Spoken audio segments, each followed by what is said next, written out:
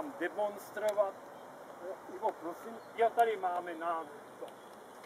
Já si to dovolím demonstrovat na některých nálezech. Pro nás je velice důležitý keramický materiál, to znamená zlomky nádob, protože každá doba měla svoje módní takové zvyklosti a podle těch zvyklostí ty nádoby vytvářela.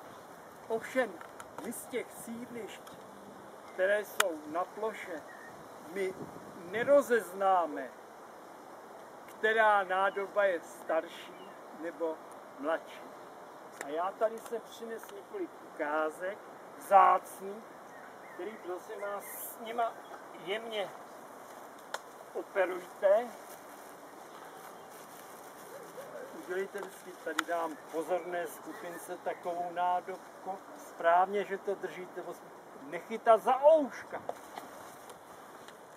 To je originál jako jo. To jsou originály z našich muzejních sbírek. Oni taky někdy pro výstavy dělali kopie. To se dělají většinou. Tady v druhé skupině.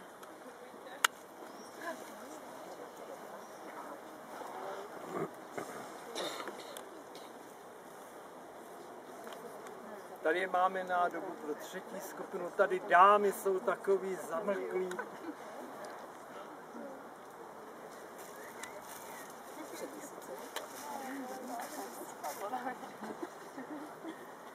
Tak, teď máte v rukou 3 nádoby, tak prosím vás, odhadněte, která nádoba se vám zdá jako být nejstarší a která nejmladší. Jenom tak můžete to odhadovat, jak je to vyrobený nebo